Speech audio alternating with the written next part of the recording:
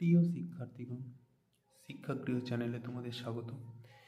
আজ আমি আলোচনা করব ইতিহাস অনার্স, কলকাতা ইউনিভার্সিটি ইতিহাস অনার্স 5th সেমের লাস্ট মিনিট সাজেশান CC12-এর জন্য। তো প্রথম প্রশ্ন হচ্ছে, অষ্টাদশ শতকের দ্বিতীয়ার্ধে ঔপনিবেশিক শাসনের চরিত্র বিশ্লেষণে সংশোধনবাদী ঐতিহাসিকদের বক্তব্য কী ছিল? এটাকে আমি স্টার মার্কস দিলাম। এটি খুবই গুরুত্বপূর্ণ একটি প্রশ্ন। পরের প্রশ্ন হচ্ছে, মারাঠা রাষ্ট্রসংঘের পতনের জন্য কোন কোন কারণ দায়ী ছিল? এটাকে আমি স্টার মার্কস দিলাম, ভালো প্রশ্ন। ঔপনিবেশিক ভারতে অরণ্য নীতির প্রতি আলোকপাত করো। 4 নম্বর, ঔপনিবেশিক শাসনে ভারতের আধুনিক শিল্পের বিকাশের চরিত্র বিশ্লেষণ করো। এটাকে আমি স্টার মার্কস দিলাম, ভালো প্রশ্ন। রায়তওয়ারি ব্যবস্থা সম্পর্কে বলতে কি বোঝো? পরেরটা হচ্ছে, 1857 সালের অভ্যুত্থানের চরিত্র তুমি কিভাবে নিরূপণ করবে?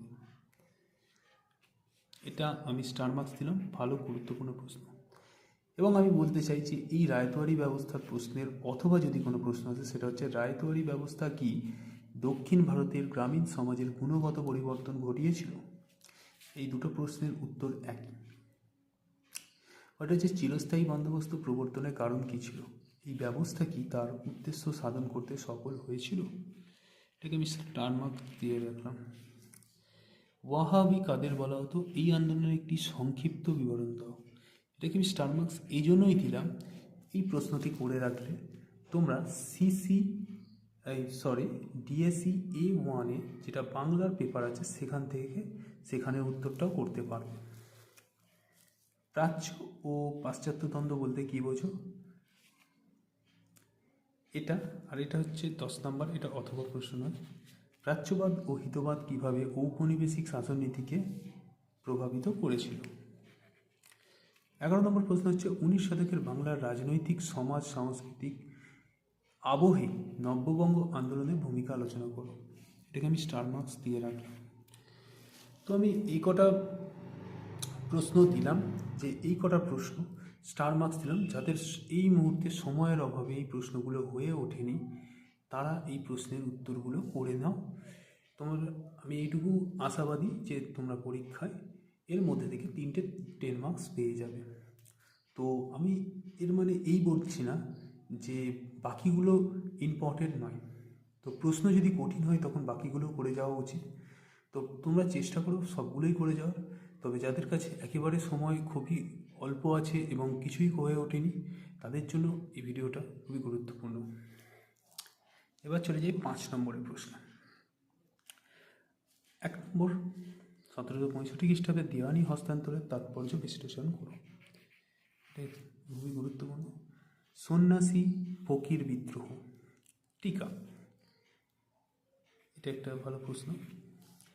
পাঞ্জাবে ইংরেজ প্রভুত্ব বিস্তারের প্রতিবন্ধকতা উল্লেখ করো। এটা ভারতে ঔপনিবেশিক পুলিশ বাহিনী কাঠামো কীরূপ ছিল? একটি ভালো প্রশ্ন।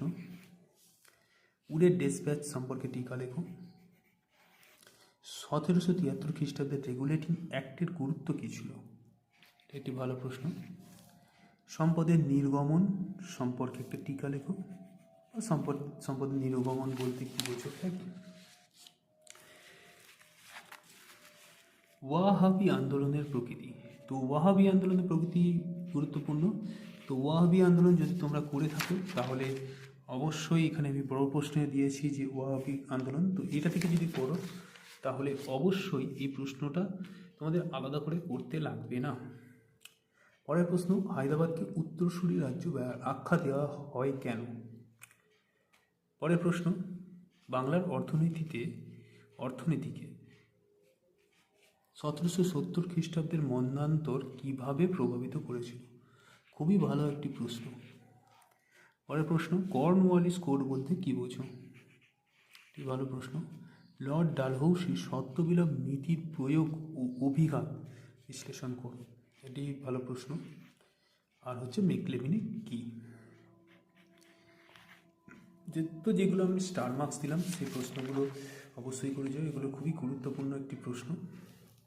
প্রশ্নগুলি আমার মনে হয় যদি তোমাদের এই মধ্যে কোনো প্রশ্নগুলো যদি নেই, তো তোমরা এই যে নাম্বার যে সিস্টেম করে দেওয়া আছে সেই নাম্বারটা আমাকে বলে দেবে, আমি সেগুলো যথাসম্ভব চেষ্টা করব সেগুলোকে আপলোড করে দেওয়ার। তো এই ভিডিওতে এই পর্যন্তই, দেখা হচ্ছে পরের ভিডিওতে। তো ধন্যবাদ।